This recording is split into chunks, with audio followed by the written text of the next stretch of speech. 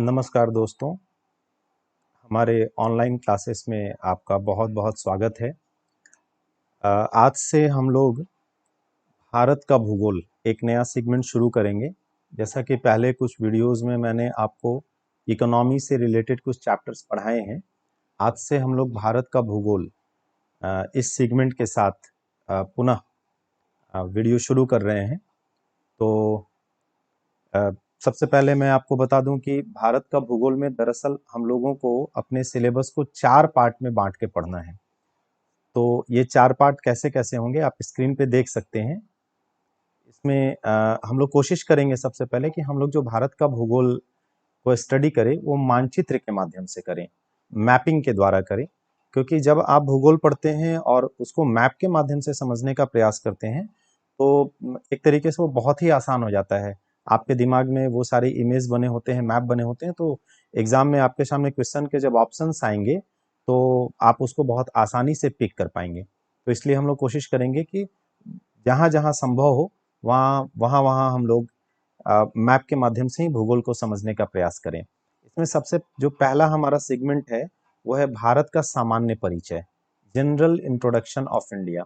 दूसरा हम लोग क्या करेंगे, जैसा कि आप लोग जानते हैं भूगोल को सामान्यतः 3 पार्ट में बांटा जाता है। एक तो इसे भौतिक भूगोल के नाम से जानते हैं, दूसरा आर्थिक भूगोल के नाम से जानते हैं और तीसरा सामाजिक भूगोल के नाम से जानते हैं। तो हम लोग यहाँ पे एक भारत का सामान्य परिचय भी जोड़ देंगे जिसमें बेसिक इंट्रोडक्शन भारत के बारे में हम लोग देखेंगे।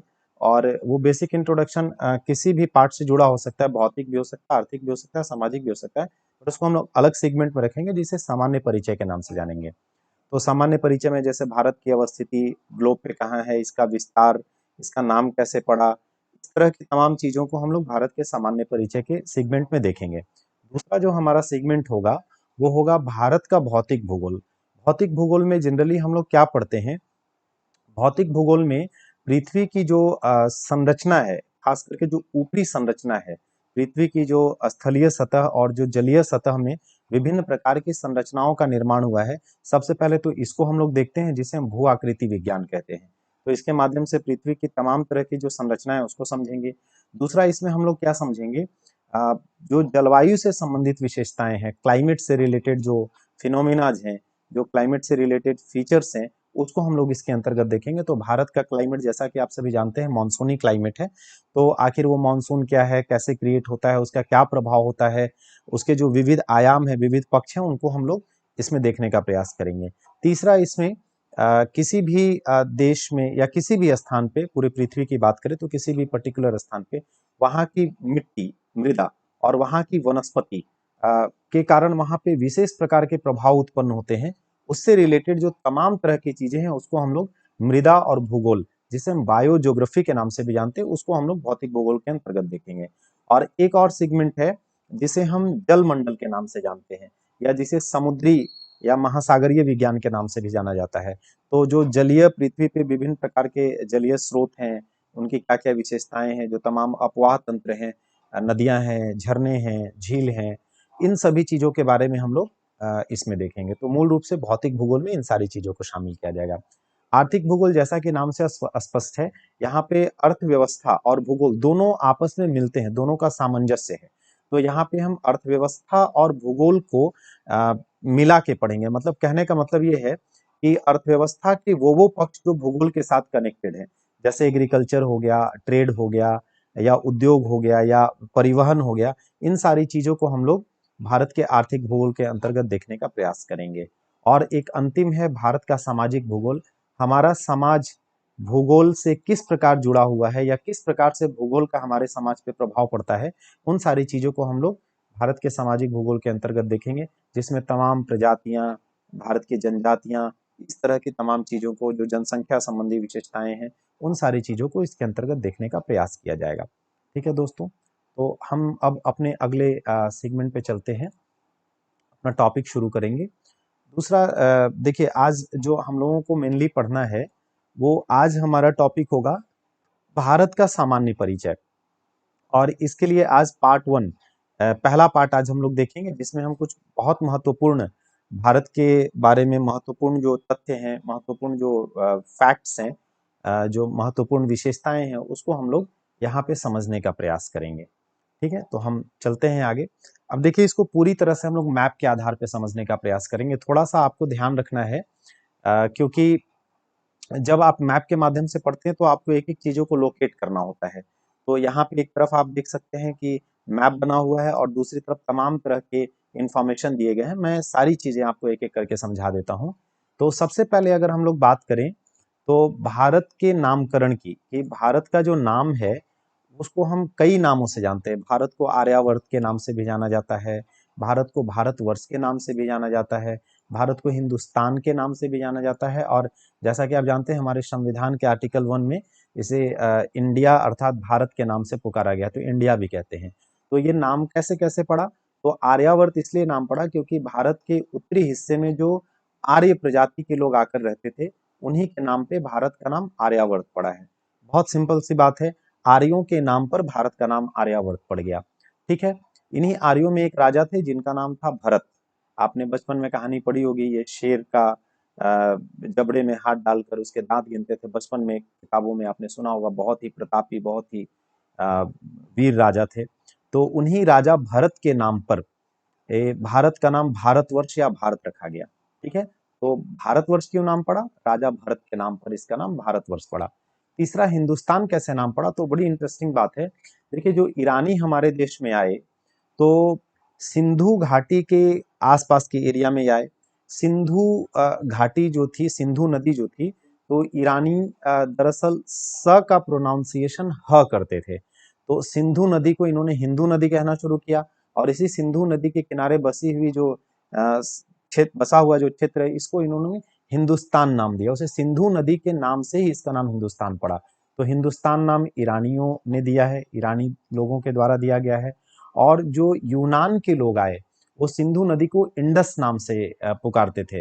यूनानी जो है वो इंडस नाम से बुलाते थे। तो उसी इंडस नदी के किनारे जो क्षेत्र बसा था, उसी को उन्होंने नाम दे दिया इंडिया। तो ये भारत के नामकरण की कहानी है। तो बहुत ही सिंपल है, आर्यों के नाम पे आर्यावर्त, राजा भरत के नाम पे भारतवर्ष, ईरानियों द्वारा सिंधु को स का प्रोनाउंसिएशन ह किया जाता था, इसीलिए उसी सिंधु नदी के नाम पे सिंधुस्तान होना चाहिए लेकिन ह बोलते थे, इसलिए हिंदुस्तान नाम हो गया। और यूनानी सिंधु नदी को इंडस नदी बोलते थे, और इसलिए इन्होंने इस देश का नाम इंडिया पुकारा। तो इस क्षेत्र का नाम इंडिया पुकारा, जिसे बाद में हम इंडिया के नाम से जानते हैं। ठीक है, अब यहाँ पे ये मैप देखिए, इसी मैप से आपको बहुत सारे इंफॉर्मेशन मिलेंगे। जब आप इस मैप को देखने की कोशिश करेंगे तो भारत के मैप में आप देखिए, ये भारत का सबसे उत्तरी बिंदु है, ये सबसे दक्षिणी बिंदु है। यहाँ आप देख सकते हैं ये सबसे उत्तरी बिंदु है। यहाँ आप देखिए नीचे सबसे दक्षिणी बिंदु है। यहाँ पे आप देखिए सबसे पश्चिमी बिंदु है, और यहाँ आप देखिए ये सबसे पूर्वी बिंदु है। ये सारे बिंदु बने हुए हैं। इन चारों बिंदुओं को आपस में मिला दीजिए तो भारत का आकार जो है वो आप देख सकते हैं क्वाड्रेंगुलर हो जा रहा है, यानी चतुष्कोणीय हो जा रहा है। तो अगर आकार की दृष्टि से बात करें तो भारत का आकार चतुष्कोणीय है, चार कोणों वाला है। ठीक है, ये स्पष्ट है, इसमें कहीं कोई परेशानी नहीं है। हम दूसरी बात करते हैं। देखिए, भारत का जो विस्तार है और जो भारत के उत्तरी, दक्षिणी, पूर्वी, पश्चिमी हिस्से हैं उनके बारे में बात करते हैं। सबसे पहले हम लोग भारत के अलग अलग बिंदुओं के बारे में बात कर लेते हैं। देखिए, भारत का जो सबसे पहले बात करें, भारत का जो अक्षांशीय विस्तार है, अगर आप भारत का विस्तार देखने का प्रयास करें तो भारत का विस्तार 8 डिग्री 4 मिनट से 37 डिग्री 6 मिनट है। अब ये 8 डिग्री 4 मिनट से 37 डिग्री 6 मिनट उत्तरी अक्षांश है। इसका मतलब क्या है वो थोड़ी देर में आपको समझ में आ जाएगा। आप इसे ऐसे समझिए, जैसे मान लीजिए कि ये पृथ्वी है, मैं थोड़ा सा कोशिश करता हूँ, और अगर पृथ्वी को हम बिल्कुल दो बराबर भागों में बीचों बीच से बांटें तो हम एक रेखा खींचेंगे, एक लाइन खींचेंगे। ये एक काल्पनिक रेखा है जिसे आप सभी लोग जानते हैं, इसे भूमध्य रेखा कहते हैं। भू माने पृथ्वी, पृथ्वी को दो बराबर भागों में बांटने वाली रेखा को भूमध्य रेखा कहते हैं, और इसे 0 डिग्री के नाम से डिनोट किया जाता है। तो 0 डिग्री के उत्तर में जो भी हिस्से हैं उनको हम उत्तरी गोलार्ध के नाम से जानते हैं, और 0 डिग्री के इधर दक्षिण में जो हिस्से हैं उनको दक्षिणी गोलार्ध या सदर्न हेमिस्फीयर के नाम से जानते हैं। इसको उत्तरी गोलार्ध के नाम से जानते हैं। ठीक है, तो ये उत्तरी और दक्षिणी गोलार्ध की बात हो गई। इसी तरीके से आप देखिए, यहीं पे एक बात और समझ लेते हैं तो हमारा काम आसान हो जाएगा। ये जो अगर हमारा ग्लोब है, तो ग्लोब के बिल्कुल बीचों बीच अगर हम एक वर्टिकल लाइन खींच लें, है ना, ये बीचों बीच लेने के लिए इंग्लैंड के ग्रीनविच को आधार बनाया गया है।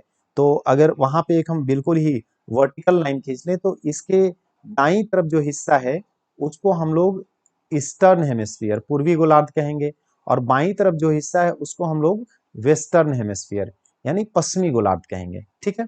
अब अगर दोस्तों यहाँ पे अगर हम एक ही ग्लोब पे दोनों लाइन को खींच लें, एक वर्टिकल और दूसरा हॉरिजॉन्टल, ये भी 0 डिग्री की लाइन है और ये भी 0 डिग्री की लाइन है, तो आप देखेंगे भारत की अवस्थिति इस 0 डिग्री वर्टिकल लाइन यानी इसको जो है हम 0 डिग्री देशांतर रेखा कहते हैं और इसको हम भूमध्य रेखा कहते हैं।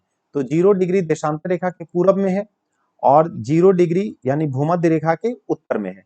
तो भारत की अवस्थिति इस हिस्से में है। तो यानी भारत पूरी तरह से पृथ्वी पर उत्तरी गोलार्ध में और पूर्वी गोलार्ध में है। ठीक है। अब जिन देशों का विस्तार उत्तरी गोलार्ध में है उनके लिए उत्तरी अक्षांश शब्द इस्तेमाल करते हैं। जिन देशों का विस्तार 0 डिग्री से नीचे है यानी दक्षिण में है उनके लिए दक्षिणी अक्षांश का इस्तेमाल करते हैं। जिनका विस्तार, क्योंकि अक्षांश रेखा के हिसाब से 0 डिग्री वाली जो भूमध्य रेखा है इसको अक्षांश रेखा भी कहते हैं। ठीक है। बाकी हम लोग आगे अक्षांश और देशांतर क्या होता है इसको डिटेल में समझेंगे। और ये जो वर्टिकल लाइन है 0 डिग्री, जिसको हम लोग 0 डिग्री देशांतर रेखा कह रहे हैं, अगर किसी देश का विस्तार इस लाइन के हिसाब से दाईं तरफ है तो उसके लिए हम लोग पूर्वी देशांतर शब्द का इस्तेमाल करते हैं, और बाईं तरफ है तो उसके लिए हम लोग पश्चिमी देशांतर शब्द का इस्तेमाल करते हैं। तो आप देख रहे हैं भारत पूरी तरह से उत्तर में है तो इसलिए भारत का अक्षांशीय विस्तार उत्तरी अक्षांश में होगा, और भारत पूरी तरह से दाईं तरफ है यानी पूर्व में है तो देशांतरीय विस्तार कैसा हो जाएगा, पूर्वी देशांतर में हो जाएगा। ठीक है। तो ये बात समझ में आ गई। तो अभी आगे और इसको हम लोग इलाबरेट करेंगे।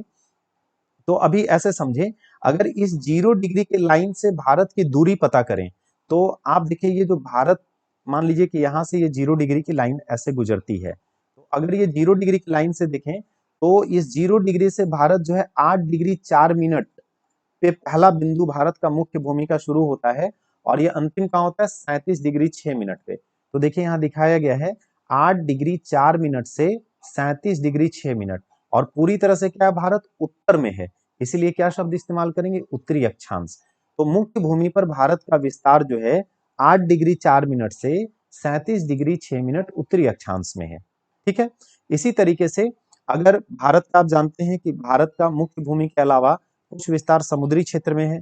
इधर अरेबियन सी में आप जानते हैं लक्षद्वीप है, और इधर बंगाल की खाड़ी में आप जानते हैं कि अंडमान और निकोबार द्वीप समूह है। तो अंडमान और निकोबार द्वीप समूह का कुछ हिस्सा जो है ये 8 डिग्री 4 मिनट से नीचे भी है। तो ये नीचे कहाँ तक है, ये 6 डिग्री 4 मिनट तक है। तो अगर द्वीपीय भागों को शामिल कर ले तो भारत का जो अक्षांशीय विस्तार है वो 8 डिग्री 4 मिनट की जगह 6 डिग्री 4 मिनट हो जाएगा। तो भारत का दक्षिणी विस्तार मुख्य भूमि पे 8 डिग्री 4 मिनट है, और द्वीपीय विस्तार के साथ, द्वीपीय भाग के साथ इसका विस्तार 6 डिग्री 4 मिनट पे है। तो 6 डिग्री 4 मिनट से, और इसका जो उत्तरी विस्तार है, उत्तरी जो बिंदु है वो 37 डिग्री 6 मिनट पे ही है। तो कहने का मतलब यह है कि अगर मुख्य भूमि के हिसाब से भारत का विस्तार देखें तो 8 डिग्री 4 मिनट से 37 डिग्री 6 मिनट उत्तरी अक्षांश है, और अगर भारत का द्वीपीय भाग को शामिल करके अगर इसका विस्तार देखें, अक्षांशीय विस्तार, तो 6 डिग्री 4 मिनट से 37 डिग्री 6 मिनट तक है। तो ये बात दोस्तों ध्यान में रखना है। इसी तरीके से अगर देशांतरीय विस्तार की बात करें तो अगर मान लेते हैं कि यहाँ पे 0 डिग्री की लाइन गुजरी है, ये ग्रीनविच रेखा है ना, तो इससे भारत का जो विस्तार है, तो भारत देखिए पूरी तरह से क्या है, इसके ईस्टर्न हिस्से में है, तो इसीलिए पूरा जो भारत का विस्तार होगा पूर्वी देशांतर में होगा। तो कहाँ से शुरू होता है, तो भारत का जो बिल्कुल पश्चिमी बिंदु है ये 0 डिग्री से 68 डिग्री 7 मिनट पूर्व में है। तो इसीलिए क्या इस्तेमाल करेंगे, 68 डिग्री 7 मिनट से लेकर भारत का जो बिल्कुल पूर्वी बिंदु है वो कहां तक है, वो है 97 डिग्री 25 मिनट। तो भारत का देशांतरीय विस्तार जो इस बिंदु से इस बिंदु के बीच है वो है 68 डिग्री 7 मिनट पूर्वी देशांतर से लेकर 97 डिग्री 25 मिनट पूर्वी देशांतर के बीच। तो इसको दोस्तों ध्यान में रखना है, बहुत ही महत्वपूर्ण है ना। और चूंकि ये पूरी तरह मुख्य भूमि पर है, इसका कहीं द्वीप में कोई इससे ज्यादा पश्चिम में या इससे ज्यादा पूर्व में विस्तार नहीं है, तो इसीलिए हमें इसका द्वीप के हिसाब से कुछ आंकड़ा नहीं लेना है, मुख्य भूमि के हिसाब से ही लिया जाएगा। तो कुल मिला के भारत का अक्षांशीय विस्तार भी हम लोगों को पता चल गया और भारत का देशांतरीय विस्तार भी पता चल गया। अब भारत का जो बिल्कुल विस्तार का बिंदु है अगर हम उसकी बात करें तो देखिए भारत का जो सबसे उत्तरी बिंदु है, सबसे उत्तरी बिंदु जो 37 डिग्री 6 मिनट पे है, इस बिंदु का नाम है इंदिरा कॉल। क्या नाम है? इंदिरा कॉल। और ये क्या है? लद्दाख यूनियन टेरिटरी में पड़ेगा, ध्यान रखिएगा।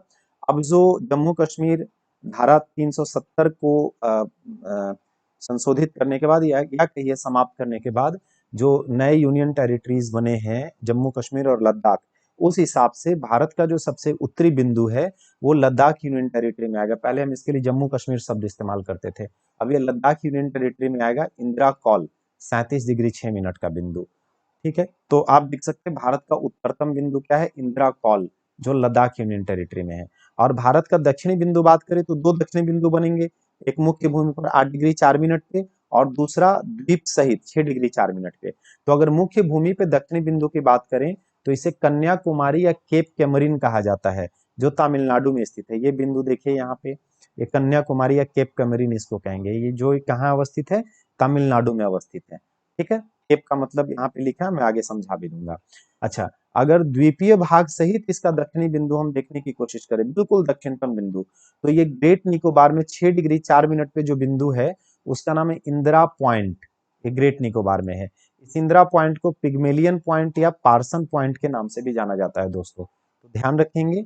6 डिग्री 4 मिनट पे भारत का सबसे जो दक्षिणी बिंदु है उसका नाम है इंदिरा पॉइंट, जो ग्रेट निकोबार पे अवस्थित है। और भारत की मुख्य भूमि पे जो दक्षिणतम बिंदु है उसका नाम है केप कैमरिन या फिर कन्याकुमारी, जो तमिलनाडु में अवस्थित है। ठीक है, इसी तरीके से भारत के पूर्वी बिंदु की बात करें तो देखिए भारत का जो बिल्कुल पूर्वी बिंदु है वो अरुणाचल प्रदेश का एक जगह है जिसे कहते हैं किबिथु। तो अरुणाचल प्रदेश का किबिथु भारत का बिल्कुल पूर्वी बिंदु है, जो 97 डिग्री 25 मिनट पे अवस्थित है। और भारत का जो सबसे पश्चिमी बिंदु है, पश्चिमी बिंदु, उसका नाम है गौर मोता या गुआर मोता, वो गुजरात में अवस्थित है। और ये 68 डिग्री 7 मिनट पूर्वी देशांतर पे अवस्थित है, तो इसको ध्यान रखना है। ठीक है, अब एक बड़ी और महत्वपूर्ण बात कि भारत का जो पूर्वी और पश्चिमी बिंदु है इसके बीच का जो डिफरेंस है उसको हमें थोड़ा सा देखना है। क्यों देखना है? क्योंकि देखिए पृथ्वी जो है वो गोल है, आप सभी लोग जानते हैं। और पृथ्वी जो है वो पूरा कितना डिग्री गोल है? 360 डिग्री गोल है, 360 डिग्री पृथ्वी गोल है। और पृथ्वी जो है ये 24 घंटे में 360 डिग्री राउंड कर जाती है। माने पृथ्वी जो है 360 डिग्री राउंड करने के लिए कितना समय लेती है? 24 घंटे लेती है। ठीक है, तो आप अगर इसको कैलकुलेट करेंगे तो आप पाएंगे कि पृथ्वी को 1 डिग्री राउंड करने में लगभग 4 मिनट का समय लगता है। यानी पृथ्वी 4 मिनट में अपने अक्ष पर 1 डिग्री घूमती है। ठीक है, तो अब यहाँ पे आप देखिए, हम सभी लोग जानते हैं कि सूर्योदय पूरब से होता है और सूरज पश्चिम की ओर जाके अस्त हो जाता है। पृथ्वी के घूर्णन के हिसाब से हम ऐसी बात करते हैं। वैसे सूरज तो अपनी जगह स्थिर है, पृथ्वी उसके चारों ओर चक्कर लगा रही है और पृथ्वी अपनी एक्सिस पे भी घूम रही है। लेकिन हम ऐसा कहते हैं कि सूर्योदय पूर्व से होता है और सूर्यास्त पश्चिम से होता है। ठीक है, तो आप सोचिए दोस्तों कि इसका मतलब कि सूर्योदय पहले यहाँ पे होगा बिल्कुल किबुथु में, और धीरे धीरे धीरे धीरे सूर्योदय यहाँ लेट से होता जाएगा और सबसे अंत में भारत में सूर्योदय कहाँ होगा? ग्वार मोता में होगा। इसी तरीके से सूर्यास्त भी सबसे पहले यहाँ होगा और सबसे लास्ट में यहाँ होगा। तो हमें ये पता लगाना है कि आखिर यहाँ पे जब सूर्योदय होगा और यहाँ पे जब सूर्योदय होगा तो एक टाइम पे तो नहीं होगा, क्योंकि पृथ्वी जब घूमेगी और सूरज की सापेक्षिक रूप से किरणें उसके सामने पड़ेंगी तभी सूर्योदय की बात आएगी। तो यहाँ और यहाँ के सूर्योदय होने में कितना देर का डिफरेंस होता है, हमें इसका पता लगाना है। तो हम कैसे पता लगाएंगे? तो उसको समझने के लिए हम क्या करेंगे, पृथ्वी 360 डिग्री घूमने में 24 घंटे का समय लेती है, यानी 4 मिनट में 1 डिग्री पृथ्वी जो है अपने अक्ष पे घूम जाती है। तो अब भारत के बिल्कुल पूर्व और पश्चिम के बीच का जब आप डिफरेंस देखेंगे 97 डिग्री 25 मिनट में से 68 डिग्री 7 मिनट घटाएंगे तो लगभग 30 डिग्री आएगा। थोड़ा इसके आगे पीछे आएगा लेकिन लगभग 30 डिग्री आएगा। तो आप सोचिए कि 1 डिग्री के लिए 4 मिनट का समय पृथ्वी लेती है, तो 30 डिग्री के लिए कितना समय लेगी? तो 30 गुना 4 कर दीजिए, तो कितना हो जाएगा? 120 हो जाएगा। 120 मिनट, यानी पृथ्वी को 120 मिनट लगा अपने एक्सिस पे यहां से यहां तक घूमने में, यानी कि कितना देर हो गया? 2 घंटा हो गया। तो आप कह सकते हैं कि यहाँ पे जब सूर्योदय होगा उसके 2 घंटे के बाद यहाँ सूर्योदय होगा। यानी अगर यहाँ पे सूर्योदय 5 बजे सुबह हो रहा है तो यहाँ पे करीब 7 बजे सुबह में सूर्योदय होगा। ठीक है, तो इसलिए यहाँ पे हमने दिखाया कि पूर्वी और पश्चिमी बिंदु के बीच की दूरी जो है ये 30 मिनट या 2 घंटे है, जिसके कारण पूर्वी और पश्चिमी बिंदु के बीच में सूर्योदय या सूर्यास्त के समय में 2 घंटे का अंतर आ जाता है। ठीक है दोस्तों, मुझे लगता है कि ये बात आपको समझ में आ रही है। अब यहाँ पे जो हमने केप कैमोरीन में केप शब्द का इस्तेमाल किया था, केप को हिंदी में बोलते हैं अंतरीप। ठीक है, तो यहाँ पे कुछ शब्द हैं, जैसे एक शब्द है द्वीप, मिलता जुलता शब्द हम लोग देख लेते हैं। एक शब्द है द्वीप, तो एक हम लोग देखने की कोशिश करेंगे द्वीप क्या होता है। एक दूसरा शब्द है जिसको बोलते हैं प्रायद्वीप।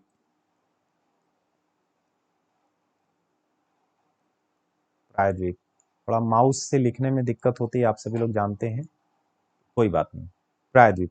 तीसरा एक शब्द आया अंतरीप, तो हम थोड़ा सा अंतरीप भी समझ लेते हैं। अंतरीप,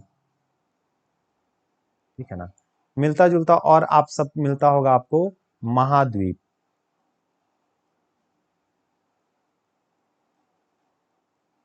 महाद्वीप, और एक है उपमहाद्वीप। तो ये शब्द समझ लेते हैं। देखिए दोस्तों, दरअसल महाद्वीप क्या है, पृथ्वी जो है ये कई हिस्सों में बटी हुई है। आपने देखा होगा कि पृथ्वी पे जो है कुछ दूर तक स्थलीय भाग है, मैप पे आप देखते होंगे, फिर जलीय भाग आ गया। यानी पृथ्वी का जो स्थलीय भाग है वो कई भागों में बटा हुआ है। तो पृथ्वी के कई भागों में बटे हुए स्थलीय भाग जो, उनमें जो बड़े बड़े भाग हैं उनको हम लोग द्वीप के नाम से सॉरी महाद्वीप के नाम से जानते हैं, कॉन्टिनेंट के नाम से जानते हैं। तो आप जानते हैं पृथ्वी पे कुल 7 महाद्वीप हैं, जिसमें एक है उत्तरी अमेरिका, दक्षिणी अमेरिका, अफ्रीका महाद्वीप है, यूरोप महाद्वीप है, एशिया महाद्वीप है और अंटार्कटिका महाद्वीप है। तो पृथ्वी पे जो बड़े भूखंड हैं उनको हम महाद्वीप के नाम से जानते हैं। ठीक है, इसमें एक शब्द आता है उपमहाद्वीप। तो उपमहाद्वीप शब्द जनरली भारत के लिए हम प्रयोग करते हैं। भारत जो है, जानते हैं कि भारत का विस्तार पहले और अधिक था। पाकिस्तान भी भारत में शामिल था, अफगानिस्तान भी शामिल था, भूटान भी शामिल था। तो ये भारत और उसके आसपास के जो ये 4-5 देश हैं, इन सारे देशों को आप आपस में मिला दें तो अपने आप में इसका जो भौगोलिक आकार है वो बहुत बड़ा हो जाता है। वो अपने आप में एक महाद्वीप के समान लगता है, लेकिन ये महाद्वीप है नहीं, इसीलिए इसको हम उपमहाद्वीप, भारतीय उपमहाद्वीप के नाम से जानते हैं। और यहाँ की विशेषताएं, सांस्कृतिक विशेषताएं, भौगोलिक विशेषताएं भी लगभग एक जैसी पाई जाती हैं। तो महाद्वीप और उपमहाद्वीप स्पष्ट हो गया। फिर हम लोग आगे जब भौतिक भूगोल पढ़ेंगे तो और स्पष्ट होगा। अब यहीं से एक शब्द है द्वीप, तो पहले द्वीप समझ लेते हैं। पृथ्वी का कोई ऐसा भूखंड जो चारों ओर से जल से घिरा हो, है ना। छोटा भूखंड, बड़ा भूखंड होगा तो महाद्वीप बोल देंगे। कोई ऐसा छोटा भूखंड जो चारों ओर से जल से घिरा हो, उसे हम द्वीप के नाम से जानते हैं। जैसे अंडमान निकोबार देखिए चारों ओर से जल से घिरा है, लक्षद्वीप है। ऐसे ही आप देखेंगे ग्रीनलैंड है। ऐसे ही आप कई और सारे द्वीप देखेंगे, जैसे इंडोनेशिया के अलग अलग जो भाग हैं, जावा है, सुमात्रा है, ये सारे जो है अलग अलग द्वीप हैं। क्यों? क्योंकि ये सारे जो है चारों ओर से जल से घिरे हुए हैं, इसे हम द्वीप बोलते हैं। प्रायद्वीप किसे बोलते हैं? पृथ्वी का वह हिस्सा जो तीन ओर से जल से घिरा हो, जिसके तीनों ओर जल हो, चौथी ओर स्थल से घिरा हो, इसे हम प्रायद्वीप, पेनिनसुला के नाम से जानते हैं। तो भारत का जो दक्षिणी भाग है, आप देखेंगे इधर बंगाल की खाड़ी, इधर अरब सागर, इधर हिंद महासागर, तो तीन ओर से जल से घिरा हुआ है, और इधर जो है स्थलीय भाग है। तो भारत के दक्षिणी भाग को प्रायद्वीप के नाम से जाना जाता है। इसी तरीके से अंतरीप किसे कहते हैं? तो किसी स्थलीय भाग का एक छोटा सा हिस्सा, संकरा सा हिस्सा, जो समुद्र की ओर निकला हुआ हो और तीन ओर से जल से घिरा हो। देखिए जैसे यहाँ पे आपको दिख रहा है ये भाग, तो इसे हम क्या कहेंगे? अंतरीप कहेंगे, केप कहेंगे, केप ऑफ गुड होप। ऐसे कई प्रकार के केप हैं, कई दुनिया में अलग अलग केप हैं, और हम अलग अलग केप को आगे देखेंगे। तो इसे हम अंतरीप कहते हैं। तो मुझे लगता है कि आपको स्पष्ट हो गया होगा। ठीक है, और अब हम आगे यहाँ पे और दूसरी चीजों पे चर्चा करते हैं। अब भारत की अगर लंबाई और चौड़ाई की बात करें, या कहें कि भारत का उत्तर से दक्षिण की ओर और पूरब से पश्चिम की ओर विस्तार कितना है, तो भारत का देखिए उत्तर से दक्षिण की ओर विस्तार है 3214 किलोमीटर। ध्यान रखिएगा, उत्तर से दक्षिण की ओर जो विस्तार है, ये विस्तार ये 3214 किलोमीटर है, और पूरब से पश्चिम की ओर जो विस्तार है ये 2933 किलोमीटर है। तो उत्तर से दक्षिण और पूरब से पश्चिम के विस्तार में देखेंगे तो भारत का उत्तर से दक्षिण की ओर विस्तार, यानी भारत की जो लंबाई है वो अधिक है और चौड़ाई कम है, यानी पूर्वी पश्चिमी विस्तार जो है वो थोड़ा कम है। ठीक है, तो ये बात ध्यान में रखना है। अच्छा, भारत का जो सबसे दक्षिणी बिंदु है, ये जो ग्रेट निकोबार है, ये 0 डिग्री जो भूमध्य रेखा है उससे, कई बार पूछ देता है एग्जाम में कि कितनी दूरी पर है, यानी 0 डिग्री भूमध्य रेखा से इंदिरा पॉइंट कितनी दूर है, तो लगभग 876 किलोमीटर की दूरी पर है। तो दोस्तों ये बात हम लोगों को ध्यान में रखना है, इसमें कहीं कंफ्यूजन नहीं होना चाहिए। तो हम लोग अब आगे बढ़ते हैं अगले स्लाइड की ओर। अब देखिए यहाँ पे कुछ चीजें हैं जो बड़ी महत्वपूर्ण है, इसको समझना है हम लोगों को। अभी हम लोगों ने पीछे चर्चा किया था कि पृथ्वी के मैप पे भारत की अवस्थिति कहाँ है, तो देखिए यहाँ पे हमने स्पष्ट किया है कि अगर ये हमारी पृथ्वी है और इस पृथ्वी पे हम बिल्कुल बीचों बीच में एक रेखा खींच दें, जिसको हम 0 डिग्री रेखा कहते हैं या भूमध्य रेखा कहते हैं या इसको इक्वेटर कहते हैं, तो भारत देख रहे हैं आप कि इसके बिल्कुल किधर है, बिल्कुल उत्तरी हिस्से में है। इसी तरीके से यहाँ ग्रीनविच से होती हुई एक रेखा जो वर्टिकली खींची जाती है, काल्पनिक रेखा, जिसे हम 0 डिग्री देशांतर या ग्रीनविच रेखा कहते हैं, और इसका इस्तेमाल पूरी दुनिया में समय के निर्धारण के लिए किया जाता है। आगे हम लोग देखेंगे। तो भारत बिल्कुल इसके किधर है, पूरब में है। तो आप कह सकते हैं कि भारत पूर्वी गोलार्ध और उत्तरी गोलार्ध में, यानी उत्तरी पूर्वी गोलार्ध में है, नॉर्थ ईस्ट हेमिस्फीयर में है भारत। तो 0 डिग्री जो भूमध्य रेखा है उसके हिसाब से उत्तर में है, और 0 डिग्री जो देशांतर रेखा है, वर्टिकल लाइन है, उसके हिसाब से ये पूर्व में है। ठीक है, कहीं कोई परेशानी नहीं है। तो भारत उत्तरी पूर्वी गोलार्ध में अवस्थित है। ठीक है दोस्तों, अब देखिए कुछ और रेखाएं ग्लोब में है जो बड़ी महत्वपूर्ण है, मैं थोड़ा सा उसकी चर्चा कर लेता हूं। जैसे 0 डिग्री जो बिल्कुल बीचों बीच की रेखा है, जिसे हम 0 डिग्री अक्षांश रेखा या भूमध्य रेखा कहते हैं या इक्वेटर कहते हैं, ठीक है ना। अब हम सभी लोग जानते हैं दोस्तों को पृथ्वी अपने अक्ष पे 23.5 डिग्री झुकी हुई है। कितना झुकी हुई है? 23.5 डिग्री। पृथ्वी के अपने अक्ष पे 23.5 डिग्री झुके होने के कारण क्या होता है, इसका एक प्रभाव पड़ता है कि सूरज की बिल्कुल सीधी सीधी किरणें 90 डिग्री का कोण बनाते हुए साल भर में 23.5 डिग्री उत्तर से 23.5 डिग्री दक्षिण की ओर शिफ्ट होती है। यानी यहां से लेके आप अगर इधर 23.5 डिग्री इधर मान ले तो यहाँ तक शिफ्ट होती है, आप ऐसा कह सकते हैं। यानी कभी भी सूरज की सीधी किरणें न तो 23.5 डिग्री से ऊपर जा पाती हैं और न कभी 23.5 डिग्री से नीचे जा पाती हैं। माने 23.5 डिग्री उत्तर से न तो ऊपर जा पाती है, न 23.5 डिग्री दक्षिण से नीचे जा पाती है। 23.5 डिग्री की जो उत्तरी रेखा है इसको हम लोग कर्क रेखा या ट्रॉपिक ऑफ कैंसर कहते हैं, और 23.5 डिग्री की जो दक्षिणी गोलार्ध में रेखा है इसे हम लोग ट्रॉपिक ऑफ कैप्रिकॉर्न या मकर रेखा कहते हैं। ठीक है, तो चूंकि भारत उत्तरी गोलार्ध में है तो इसका संबंध मकर रेखा से तो हो नहीं सकता है, अगर होगा भी तो किससे होगा, तो इसका संबंध कर्क रेखा से होगा। तो देखिए दोस्तों, अगर हम 23.5 डिग्री ट्रॉपिक ऑफ कैंसर की बात करें, तो 23.5 डिग्री नॉर्थ रेखा की बात करें, तो ये भारत के लगभग बीचों बीच से गुजरती है। ध्यान रखिएगा, ये भारत को दो भागों में बांट देती है। अब सूरज की सीधी किरणें इसी लाइन तक साल भर में पड़ती हैं, इसके बाद सूरज की सीधी किरणें इधर नहीं पड़ती, तो निश्चित रूप से इसके नीचे का तापमान साल भर क्या होगा, औसत तापमान अधिक होगा, और इसके उत्तर का तापमान औसतन नीचे की तुलना में क्या होगा, कम हो जाएगा। तो इसीलिए यहाँ पे तापमान अधिक होने के कारण, उष्णता अधिक होने के कारण 23.5 डिग्री से दक्षिण का जो भारत का भाग है उसे हम मानते हैं कि उष्ण कटिबंध में अवस्थित है ना। ये उष्ण कटिबंध ट्रॉपिकल रीजन है, और इसके जो 23.5 डिग्री उत्तरी रेखा से यानी कर्क रेखा से जो उत्तर का हिस्सा है, बिहार का भाग हो गया, उत्तर प्रदेश का भाग हो गया, इधर आप देखेंगे राजस्थान हो गया, पंजाब हो गया, हरियाणा हो गया, तो ये सारा हिस्सा जो उपोष्ण कटिबंध में है, सब ट्रॉपिकल रीजन में है। तो आपको ये ध्यान में रखना है, एक बात हो गया। दूसरी बात, ये जो कर्क रेखा है ये भारत के लगभग बीचों बीच से गुजर रही है, तो आपसे कई बार पूछा जाता है कि ये भारत के किन किन राज्यों से होकर गुजरती है, तो आप देखते चले। सबसे पहले आप देख रहे हैं कि गुजरात से होकर गुजर रही है, यहाँ लिखा हुआ है गुजरात सीक्वेंस में। दूसरा देखिए, ये कुछ देर के लिए राजस्थान भी पहुंचती है, तो राजस्थान हो गया। तीसरा देखिए, राजस्थान के बाद जब आगे बढ़ेंगे तो ये मध्य प्रदेश पहुंचती है, तो मध्य प्रदेश हो गया। इसके बाद यहाँ से आगे बढ़ेंगे तो यहाँ छत्तीसगढ़ में, छत्तीसगढ़ हो गया। यहाँ देखिए झारखंड से होके जाती है, झारखंड हो गया। फिर यहाँ देखिए झारखंड के बाद पश्चिम बंगाल पहुंचती है, पश्चिम बंगाल हो गया। फिर यहाँ देखिए, यहाँ त्रिपुरा है और इधर मिजोरम है, तो त्रिपुरा और मिजोरम, यानी कर्क रेखा जो है वो कुल 8 भारतीय राज्यों से होकर गुजरती है। इस सीक्वेंस में गुजरात, राजस्थान, मध्य प्रदेश, छत्तीसगढ़, झारखंड, पश्चिम बंगाल, त्रिपुरा और मिजोरम, इसको ध्यान में रखना है।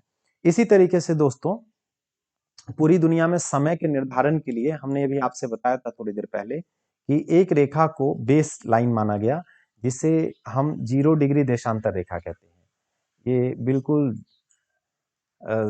इंग्लैंड में एक देशांतर नाम का जगह है लंदन के पास, तो वहीं से ये रेखा होके गुजरती है, इसलिए इसको 0 डिग्री देशांतर रेखा कहते हैं। अब इसे समय के रेफरेंस के लिए इस्तेमाल किया गया।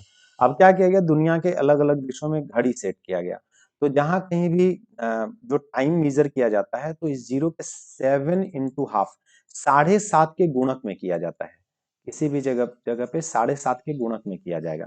तो अब भारत में देखा गया कि 7.5 के गुणक में और भारत के बीच से गुजरने वाली रेखा कौन सी हो सकती है। तो आप देखेंगे कि 82.5 लाइन जो है ये भारत के लगभग बीचों बीच से गुजरती है और 7.5 की गुणक भी है। तो इस लाइन को भारत के लिए समय के निर्धारण के लिए इसका इस्तेमाल किया गया। ऐसा इसलिए किया गया क्योंकि अगर हम ऐसा ना करें तो आप जानते हैं, मैंने भी आपसे बताया था कि सबसे पहले सूर्योदय यहाँ होगा, फिर थोड़ी देर बाद इधर होगा, फिर इधर होगा, फिर ऐसे सूर्योदय बदलता जाएगा। तो फिर हर जगह के लिए अलग अलग घड़ी रखना पड़ेगा। तो आप सोचिए एक ही देश में कितनी घड़ियां रखेंगे। तो इससे क्या होगा, प्रशासनिक कार्यों में बाधा आएगी, हमारे दैनिक जीवन में बड़ी सारी समस्याएं हो जाएंगी। तो हमने क्या किया, पूरे भारत के लिए एक समय के निर्धारण का विचार किया और इसके लिए हम लोगों ने क्या किया, भारत के बीचों बीच से लगभग गुजरने वाली एक वर्टिकल लाइन या कहिए 7.5 के गुणक में और बीच के बिल्कुल नजदीक 82.5 डिग्री की जो रेखा है उसको हम लोगों ने क्या मान लिया, भारत के लिए टाइम के लिए बेस लाइन मान लिया। इसको स्टैंडर्ड मेरिडियन कहा जाता है। ठीक है, तो इससे हम समय का निर्धारण करते हैं। यानी जब सूरज की किरणें इस लाइन पे बिल्कुल सीधी चमकती हैं तब हम मानते हैं कि घड़ी में 12 बज रहा है और उसी समय को हम पूरे भारत के लिए अप्लाई कर देते हैं। यानी इसी जगह पे समय का जो परिवर्तन होता है उसे हम पूरे भारत के लिए अप्लाई करके रखते हैं, नहीं तो हमें हर जगह के लिए अलग अलग समय रखना पड़ेगा। हालांकि अभी भारत में 2 टाइम जोन की बात हो रही है लेकिन अभी इसे अप्रूव नहीं किया गया। तो ध्यान रखिएगा कि ये जो मानक मध्याह्न रेखा है या समय के निर्धारण के लिए जो भारत में रेखा है वो 82.5 डिग्री ईस्ट पूर्वी देशांतर रेखा है और ये इंग्लैंड के 0 डिग्री के लाइन से 5.5 घंटा आगे है ना। 5.5 घंटा कैसे आगे है, तो आप जानते हैं 1 डिग्री के लिए कितना मिनट होता है, 4 मिनट होता है। तो आप 82.5 डिग्री के लिए कितना मिनट हो जाएगा, तो 82.5 को 4 से गुणा कर दीजिए। तो ये जो है ये आ जाएगा लगभग 330 मिनट। आप कैलकुलेट कीजिएगा, माउस से थोड़ी दिक्कत हो रही है मुझे लिखने में। 330 मिनट, 330 मिनट, 330 को अगर 60 से घंटा में बदलिएगा तो 5 घंटा 30 मिनट बचेगा। तो इसका मतलब ये हुआ कि हमारे यहाँ इंग्लैंड से 5.5 घंटा समय आगे है, क्योंकि सूर्योदय पहले यहाँ होगा, पहले भारत में हो जाएगा, इंग्लैंड में बाद में होगा, क्योंकि जानते हैं आप सूर्योदय पूरब में होता है पहले, फिर पश्चिम की ओर बाद में होगा। यानी कि आप ऐसा कह सकते हैं कि जब भारत में 12 बजे दोपहर हो रहा है तो इंग्लैंड में उससे 5.5 घंटा पीछे का टाइम होगा, पहले का टाइम होगा। जब इंग्लैंड में 12 बजे दोपहर हो रहा है तो भारत में उसमें 5.5 घंटा और बीत चुका होगा, यानी भारत में 5:30 बजे शाम हो रहा होगा। तो 5.5 घंटा प्लस कर दिया हमने। ठीक है, इसको ध्यान में रखना है। और अगर आप देखें कि इस लाइन पे कौन कौन से राज्य अवस्थित हैं, तो आप देखिए उत्तर प्रदेश है, मध्य प्रदेश है, छत्तीसगढ़ है, उड़ीसा है और आंध्र प्रदेश है। तो ये 5 राज्य जो हैं वो अवस्थित हैं हमारे यहाँ। जो समय के लिए निर्धारण समय के निर्धारण के लिए जो मारक रेखा तय किया गया है उसमें 5 राज्य अवस्थित हैं। अब आपसे कई बार पूछा जाता है कि कोई एक प्रमुख शहर का नाम दिया जाता है जो 82.5 डिग्री लाइन पे अवस्थित है। तो आप ध्यान रखिएगा, नैनी, नैनी जो उत्तर प्रदेश में है, नैनी। अगर ऑप्शन में नैनी नहीं होगा तो आपके ऑप्शन में इलाहाबाद दिया होगा, तो आप नैनी नहीं होगा तब इलाहाबाद लेना है, इलाहाबाद या फिर अब जो नया नाम हो गया है ना, प्रयागराज या इलाहाबाद। और अगर ये भी ऑप्शन में नहीं होगा तो मिर्जापुर दिया होगा। तो आपको ध्यान रखना है कि ऑप्शन में क्या दिया हुआ है उसे, इसी को प्रायोरिटी के आधार पे आपको लेना है। अगर नैनी दिया है तो नैनी हो जाएगा, नहीं तो इलाहाबाद होगा, और ये भी नहीं दिया है तो मिर्जापुर फिर हो जाएगा। तो 3 में से कोई एक दिया होगा। तो इसी से हम समय का निर्धारण करते हैं और ये इससे हम लोग जलवायु का विभाजन कर रहे हैं। ठीक है, तो हमें इसको ध्यान में रखना है दोस्तों। अब हम थोड़ा आगे बढ़ जाते हैं। अब देखिए कुछ और इन्फॉर्मेशन यहाँ पे है हमारे पास। अगर हम भारत के क्षेत्रफल की बात करें, पूरा भारत का जो एरिया है वो कितना है, तो आप देखेंगे भारत का एरिया 82,87,263 वर्ग किलोमीटर है। 82,87,263 स्क्वायर किलोमीटर। और अगर पूरे विश्व में जो पूरा भूखंड है, भूभाग है, उसका भारत में कितना प्रतिशत है, तो 2.42% है। जनसंख्या से रिलेटेड जो भी इंफॉर्मेशन वो हम लोग बाद में देखेंगे। ठीक है, तो 2.42 पूरे विश्व के टोटल भूभाग का 2.42 भाग भारत में अवस्थित है। और इसका क्षेत्रफल कितना है, 32,87,263 स्क्वायर किलोमीटर। इसको ध्यान में रखना है। अब क्षेत्रफल की दृष्टि से अगर भारत का विश्व में स्थान देखें तो भारत का 7वां स्थान है। रूस है, कनाडा है, चीन है, संयुक्त राज्य अमेरिका है, ब्राजील है, ऑस्ट्रेलिया है और भारत है। तो इसको थोड़ा सा मैं लोकेट करा देता हूं। ध्यान में रखिएगा, रूस, फिर कनाडा, सॉरी दोस्तों, अ, फिर से उसी स्लाइड पे आ जाते हैं। हाँ, सबसे पहले कौन सा है? रूस है, रूस है, कनाडा है, चीन है, अमेरिका है, ब्राजील है, ऑस्ट्रेलिया है और फिर भारत है। इसको ध्यान में रखना है थोड़ा सा दोस्तों, ठीक है, कोई परेशानी नहीं है। अब देखिए, अगर भारत की सीमा की हम लंबाई की बात करें तो देखिए, भारत में कुछ तो स्थलीय सीमा होगी जिसकी अपनी लंबाई होगी, और भारत में ये जो सीमा है ये जल से सटा हुआ है, संलग्न है, तो इसे जलीय सीमा बोलते हैं। तो अगर भारत की तटीय सीमा या जलीय सीमा की लंबाई की बात करें जो समुद्र से सटा हुआ है, तो 7516.6 किलोमीटर है। तो राउंड फिगर में 7516 किलोमीटर आप याद रखेंगे। अब इसमें अगर हम कि कहाँ पे किसकी जलीय सीमा सबसे अधिक है अगर उसकी बात करें, तो अगर राज्य और यूनियन टेरिटरी को मिला दें तो 13 राज्य और यूनियन टेरिटरी जो है वो समुद्र से संलग्न है, और केवल राज्यों की बात करें तो 9 राज्य समुद्र से संलग्न है, जिनकी बाउंड्री जो है वो समुद्र के साथ साझा होती है। तो थोड़ा सा इसका आप ध्यान रखेंगे दोस्तों। तो हम इसको थोड़ा सा देखते चलते हैं। तो अगर हम सबको मिला के बात करें तो सबसे लंबी जो समुद्री सीमा है वो अंडमान निकोबार की 1962 किलोमीटर। आप देख सकते हैं काफी दूर तक इसका विस्तार है। इसके बाद गुजरात का है 1214.7 किलोमीटर। इसके बाद किसका? इसके बाद आंध्र प्रदेश का है, इसके बाद तमिलनाडु का है, इसके बाद महाराष्ट्र का है, केरल का, उड़ीसा का है। आप देखते चलिए। इसके बाद कर्नाटक का है, पश्चिम बंगाल का है, फिर लक्षद्वीप है, गोवा है, पुदुचेरी है, दमन दीव है। तो कुल यहाँ दिया हुआ है। तो अब देखिए, अगर राज्यों को केवल याद करना है तो कैसे याद करेंगे? तो देखिए यहाँ पे गुजरात है, एक राज्य हो गया। फिर आप जैसे यहाँ पे आएंगे महाराष्ट्र आ जाएगा, 2 राज्य हो गया। फिर महाराष्ट्र के बाद आएंगे तो यहाँ पे गोवा आ जाएगा, 3 राज्य हो गया। फिर आएंगे तो यहाँ कर्नाटक आ जाएगा, फिर आएंगे तो केरला आ जाएगा, ठीक है। इसी तरीके से इधर आएंगे तो तमिलनाडु आ जाएगा, फिर आएंगे तो आंध्र प्रदेश आ जाएगा, फिर आएंगे तो उड़ीसा आ जाएगा, फिर आएंगे तो पश्चिम बंगाल आ जाएगा। तो 5 अरब सागर से जुड़े हुए हैं और 4 राज्य बे ऑफ बंगाल से जुड़े हुए हैं। ध्यान रखिएगा, अरेबियन सी से अगर बात करेंगे तो भारत के 5 राज्य संलग्न है, राज्य की बात कर रहे हैं। और अगर बे ऑफ बंगाल से बात करेंगे कितने राज्यों की सीमाएं लगती हैं, तो 4 राज्यों की सीमाएं बे ऑफ बंगाल के साथ लगती हैं। तो ये दोस्तों ध्यान में रखना है। अगर केवल राज्यों की बात करें तो गुजरात सबसे अधिक है, आंध्र प्रदेश दूसरे नंबर पे, तमिलनाडु तीसरे नंबर पे और सबसे कम किसका? गोवा का है। लेकिन अगर यूनियन टेरिटरी की बात करें तो अंडमान निकोबार सबसे अधिक है और दमन दीव सबसे कम है। और अगर ओवरऑल बात करें तो भी अंडमान निकोबार सबसे अधिक है और दमन दीव सबसे कम है। तो इस बात को ध्यान में रखना है दोस्तों। इसके बाद देखिए, अगर स्थलीय सीमा की बात करें तो भारत की स्थलीय सीमा लगभग 15,200 किलोमीटर फैला हुआ है। अब देखिए, इसमें अगर हम अलग-अलग बात करें तो भारत की सबसे ज्यादा जो स्थलीय सीमा है वो बांग्लादेश के साथ लगती है। आप यहाँ देखिए बांग्लादेश के साथ, क्योंकि टेढ़ी मेढ़ी बहुत ज्यादा है इसीलिए काफी ज्यादा हो जाता है। इसके बाद चीन के साथ है 3,488। चीन के साथ इधर की भी सीमा लगती है और इधर की भी सीमा लगती है, ध्यान रखिएगा। इसके बाद फिर पाकिस्तान के साथ है 3,223। इसके बाद फिर नेपाल के साथ है 1,751। इसके बाद फिर म्यांमार के साथ है 1,643। इसके बाद भूटान के साथ है 699 और इसके बाद अफगानिस्तान के साथ सबसे कम है 106। तो ये ध्यान रखना है। अब अगर सीक्वेंस में देखना है तो सबसे पहले आप देखिए, पाकिस्तान के साथ हमारी सीमा है, अफगानिस्तान के साथ हमारी सीमा है, चीन के साथ हमारी सीमा है, नेपाल के साथ हमारी सीमा है, भूटान के साथ हमारी सीमा है, म्यांमार के साथ हमारी सीमा है, बांग्लादेश के साथ। यानी कुल 1 2 3 4 5 6 7 7 देशों के साथ हमारी स्थलीय सीमाएं लगी हुई हैं। इसको ध्यान में रखना है।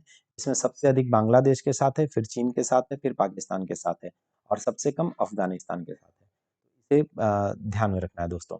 अब कई बार ऐसा पूछ दिया जाता है कि किसी फला देश के साथ कौन कौन से राज्य हमारे संलग्न हैं। तो देखिए, इधर से हम लोग देखते चलते हैं। अगर पाकिस्तान के साथ देखिएगा तो आपको सबसे पहले गुजरात की सीमा इधर मिल रही है, फिर राजस्थान की सीमा मिल रही है, फिर इधर पंजाब की सीमा मिल रही है, फिर इधर जम्मू कश्मीर यूनियन टेरिटरी की सीमा मिल रही है और इधर थोड़ा लद्दाख की सीमा मिल रही है। तो पाकिस्तान के साथ ये देखिए यहाँ पे दिया हुआ है, पाकिस्तान के साथ ऐसे 5 जो राज्य यूनियन टेरिटरी हैं वो जुड़े हुए हैं। फिर अगर अफगानिस्तान के साथ बात करेंगे तो केवल वर्तमान के हिसाब से मैं बोल रहा हूँ, पुराना जो डेटा था उससे चेंज हो गया जम्मू कश्मीर और लद्दाख के लिए को लेकर। अब लद्दाख की सीमा लगती है, क्योंकि नया जो मैप सरकार ने जारी किया उसके हिसाब से लद्दाख की सीमा अफगानिस्तान के साथ लगती है, और वो भी केवल लद्दाख यूनियन टेरिटरी की लगती है, ठीक है ना, इसको ध्यान में रखना है। तो अफगानिस्तान के साथ लद्दाख की। चीन की बात करें तो चीन के साथ देखिए पहले जम्मू कश्मीर लगता था, लेकिन अब जम्मू कश्मीर नहीं लगेगा, अब कौन सा लगेगा, लद्दाख की सीमा लगती है। इधर आएंगे तो हिमाचल प्रदेश की सीमा लगेगी। इधर आएंगे तो चीन के साथ हमारे उत्तराखंड की सीमा लगेगी, है ना। आप देखिए यहाँ लद्दाख, हिमाचल प्रदेश, उत्तराखंड। इसके बाद इधर आएंगे, इधर फिर नहीं लगती है, उत्तर प्रदेश नहीं लगेगा, बिहार नहीं लगेगा। फिर ये सिक्किम की सीमा लगती है, और फिर अरुणाचल प्रदेश की सीमा चीन के साथ लगती है। चीन के साथ इतनी सीमाएं हमारी संलग्न हैं, इसको भी ध्यान में रखना है दोस्तों, ठीक है। तो चीन के साथ हो गया, है ना, 5 देश लगे, 5 राज्य लगे हुए हैं। इसके बाद अगर हम नेपाल की बात करें तो देखिए नेपाल के साथ उत्तर प्रदेश की सीमा लगती है, ठीक है। फिर नेपाल के साथ उत्तर प्रदेश की सीमा लगती है।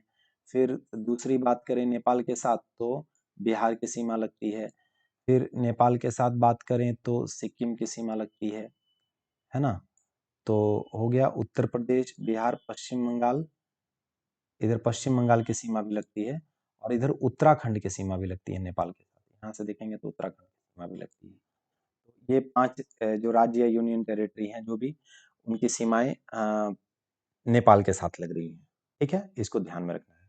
अब अगर भूटान की बात करें तो भूटान के साथ देखिए पश्चिम बंगाल की सीमा एक तो लगेगी, एक पश्चिम बंगाल की सीमा लगती है, दूसरा सिक्किम की सीमा लगती है, ठीक है, और तीसरा अरुणाचल प्रदेश की सीमा इधर लगती है, और यहाँ से असम की सीमा भी भूटान के साथ लगती है। 4 राज्यों की सीमाएं भूटान के साथ लगती हैं, ठीक है। और अगर म्यांमार की बात करें तो इधर से अरुणाचल प्रदेश की सीमा लगेगी, इधर आएंगे तो नागालैंड की सीमा लगेगी, इधर आएंगे तो मणिपुर की सीमा लगेगी, और इधर आएंगे तो मिजोरम की सीमा लगेगी। तो ये हो गया म्यांमार के साथ, है ना। और अगर बांग्लादेश के साथ आएंगे तो बांग्लादेश के साथ देखिए पश्चिम बंगाल की सीमा लगेगी, इधर मेघालय की सीमा लगेगी, फिर थोड़ी आसाम की भी सीमा लगेगी, ठीक है। फिर इधर त्रिपुरा की सीमा लगेगी, फिर इधर मिजोरम की सीमा लगेगी। तो पश्चिम बंगाल, मेघालय, मिजोरम, त्रिपुरा, असम। तो ऐसे आप देखिए बांग्लादेश के साथ 5 राज्य यूटी जुड़े हुए हैं, चीन के साथ भी 5, पाकिस्तान के साथ भी 5, तो कॉमन है, नेपाल के साथ भी 5, म्यांमार के साथ 4, भूटान के साथ 4, और अफगानिस्तान के साथ 1। इसको थोड़ा सा ध्यान में रखना है दोस्तों। मैं उम्मीद करता हूँ कि आपको ये बातें समझ में आ रही होंगी, है ना। तो मैंने कोशिश की आपको समझाने की। अब देखिए एक दो और इम्पोर्टेंट चीजें हैं। भारत में जो नॉर्थ ईस्ट के स्टेट्स हैं, पूर्वोत्तर जो भारत है ना, उन नॉर्थ ईस्ट स्टेट्स को आपस में जोड़ के 7 सिस्टर्स कहा जाता है। तो कौन कौन से स्टेट हैं, अरुणाचल प्रदेश है, नागालैंड है, मणिपुर है, मिजोरम है, त्रिपुरा है, असम है, और मेघालय। इन सातों राज्यों को, चूंकि यहाँ की आप देखेंगे कल्चरल जो विविधता है वो एक जैसी है, कल्चरल जो स्पेशलिटी है वो एक जैसी है, यहाँ की भौगोलिक स्थिति एक जैसी है, तो इन सभी को आपस में मिला के हम लोग 7 सिस्टर्स के नाम से जानते हैं। और भारत से इस एरिया को, यहाँ पे सिक्किम है, यहाँ से भारत को जो कनेक्ट करता है वो एकदम पतला सा एक सकरा भाग है, जिसको हम लोग चिकन नेक के नाम से जानते हैं, चिकन नेक कहा जाता है। तो ध्यान रखना है, कोई परेशानी नहीं है, ठीक है। अब देखिए भारत में जो कुल राज्य और केंद्र शासित प्रदेश है, अगले वीडियो में मैप से भी उसको समझा दूंगा। वर्तमान समय के हिसाब से टोटल 28 राज्य हैं और 9 केंद्र शासित प्रदेश हैं, ठीक है। कोई परेशानी नहीं है। 9 कैसे, पहले 7 था, पहले 29 राज्य थे और 7 केंद्र शासित प्रदेश था। आप जानते हैं एक राज्य खत्म हो गया, जम्मू कश्मीर खत्म हो गया, तो 28 राज्य बचे, और जम्मू कश्मीर को यूटी में बदल दिया गया और 7 में विभाजित करके एक लद्दाख यूटी भी बनाया गया, तो 2 यूटी बढ़ गए, तो 9 यूटी हो गए। अब विधानसभा कहाँ कहाँ पे है, किस किस यूटी में है, अगर देखें तो दिल्ली राष्ट्रीय राजधानी क्षेत्र में है, पुदुचेरी में है, और जम्मू कश्मीर में है, ठीक है। अब सर्वाधिक क्षेत्रफल वाला राज्य कौन सा है, राजस्थान है, उसके बाद मध्य प्रदेश है, उसके बाद महाराष्ट्र। इसको मैप से अगली बार देखेंगे हम लोग। और न्यूनतम क्षेत्रफल वाला राज्य कौन सा है, गोवा है, ठीक है। सर्वाधिक क्षेत्रफल वाला यूटी लद्दाख है, और सबसे कम क्षेत्रफल वाला यूटी लक्षद्वीप है, इसको भी ध्यान में रखना है दोस्तों। अब देखिए एक बड़ी विशेष बात है, आप सभी लोग जानते हैं, हम सभी लोग पुदुचेरी नाम सुना होगा, जिसका पूरा नाम पांडिचेरी था। आप जानते हैं पुदुचेरी, तो सामान्य रूप से हम मानते हैं कि तमिलनाडु के क्षेत्र में अवस्थित है ये यूनियन टेरिटरी। लेकिन जानते हैं इसका विस्तार 4 जगहों पे है और कहाँ-कहाँ इसका विस्तार है? तो देखिए यहाँ दर्शाया गया है। एक तमिलनाडु में 2 जगह विस्तार है, एक तो पुडुचेरी मुख्य बोलते हैं और एक कराईकल बोलते हैं। ये दोनों तमिलनाडु के क्षेत्र में अवस्थित है। फिर इसका आंध्र प्रदेश में एक छोटा-सा विस्तार है जिसको यनम बोलते हैं और इसका केरल में भी थोड़ा-सा विस्तार है जिसको माहे बोलते हैं। क्योंकि इन सभी जगहों की विविधता सांस्कृतिक विशेषताएं एक जैसी थी। इन पे जो है वो एक ही शासन यहाँ पे जो विदेशी शासन है वो काम कर रहा था। तो इसी के कारण इन इन जगहों को आपस में मिला के एक यूनियन टेरिटरी बना दिया गया जिसे हम पुदुचेरी के नाम से जानते हैं। तो पुदुचेरी का विस्तार यमन आंध्र प्रदेश, यनम पुदुचेरी मुख्य तथा कराईकल तमिलनाडु एवं माहे केरल में है। तो ये बातें दोस्तों ध्यान में रखनी है और हम लोग फिर आगे इसी तरीके से लगातार आपको वीडियो प्रोवाइड कराते रहेंगे। आपका बहुत-बहुत धन्यवाद हमारे साथ जुड़ने के लिए और हमारा आगे का भी वीडियो आप देखते रहिए। बहुत-बहुत धन्यवाद दोस्तों।